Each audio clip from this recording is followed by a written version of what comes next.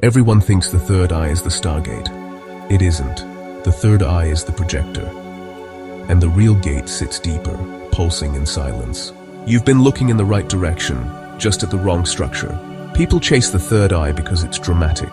It tingles, pulses, flashes with color. But a projector can't do anything without an engine powering it.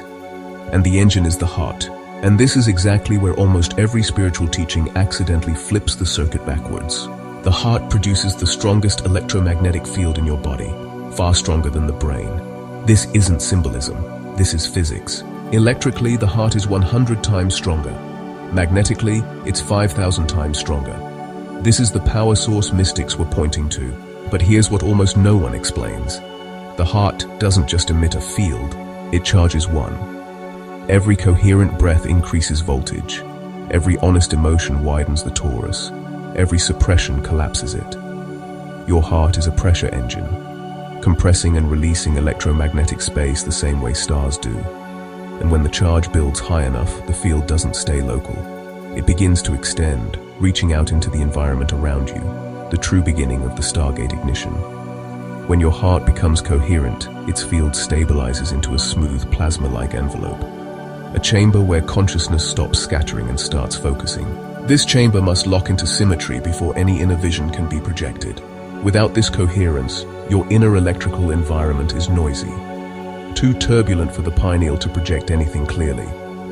Coherence is not positive emotion, it's a measurable electromagnetic state. If your chest suddenly warms during meditation, you're not imagining it. You're entering the chamber. Most people never reach this state because their field never quiets. The heart can't project a stable signal, while emotional charge is still ricocheting inside the chest. Coherence is what happens when interference collapses, when the noise drops, when the field stops flashing with unprocessed emotion and begins moving like a single wave. This is why the first sign of activation isn't light in the head, it's stillness in the chest. Next, the pituitary engages. It modulates amplitude, timing, and signal purity.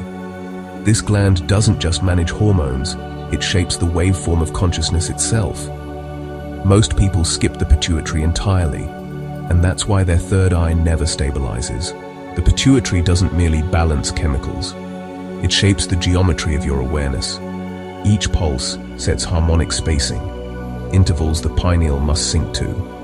The heart sets the base frequency. The pituitary builds the structure. Without that structure, the pineal's light would scatter. With it, the entire skull becomes a crystalline resonant chamber.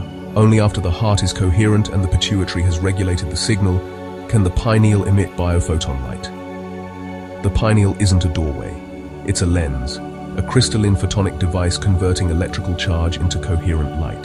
That pressure in your forehead? That's not opening, that's the projector powering on. When the pineal's oscillation matches the heart's toroidal rhythm, a corridor forms. A bioelectromagnetic tunnel that bends inner space. Mystics called this the inner dawn. Scientists call it phase locking. Both describe the same moment. When the pineal fires, it doesn't create visions. It releases biophotons, light you can actually perceive when your internal charge is high enough. This is why people see grids, fractals, spinning tunnels, and crystalline patterns behind their eyes. These are not hallucinations. They're the optics of your own biology reflecting light back through a living lens. The pressure you feel in the forehead is the crystalline matrix warming, preparing to project. But for the corridor to appear, the rhythms must match. The heart sets the pulse, the pineal sets the frequency, and when the two lock, a third rhythm emerges, a harmonic beat that opens the tunnel.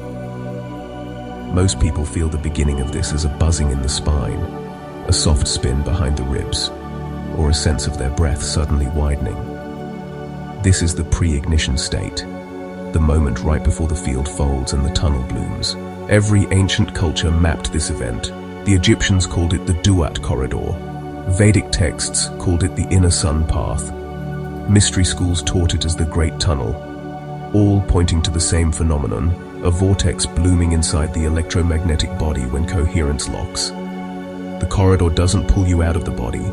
It pulls you into the deeper layers where space bends and time thins. This corridor accelerates perception. Distances collapse. Signals move faster. Awareness extends beyond the body. This is what out-of-body mystics were mapping. Not escape, but field shift. Some people feel spinning, others feel expansion. Both are the same ignition. The third eye isn't the Stargate, it's the projector. The heart is the engine. The pituitary is the regulator. The pineal is the lens. The real Stargate doesn't open above your eyes, it opens inside your chest. Your body wasn't designed as a barrier to spiritual experience. It was designed as the instrument for it. A coherent electromagnetic system, a living field of light, a divine biotechnology. When this circuit stabilizes, another system activates. The light-body lattice. Not because you turn it on, but because coherence forces it to unfold. Biophoton lines fire across the body like constellations connecting in the night sky. The entire system becomes responsive, reading environments, transmitting signals, sensing subtle fields the way stars sense gravity. This is why mystics said the body becomes lighter. It's not metaphor, it's resonance. If you can stabilize the heart, the entire pathway awakens. The chamber, the regulator, the projector, the corridor, all of it. The real gate was never hidden, only misunderstood. Your body was designed like a circuit, with every gland acting as a node, every chakra acting as an amplifier, and every breath updating the entire field. You were never disconnected, only uncalibrated.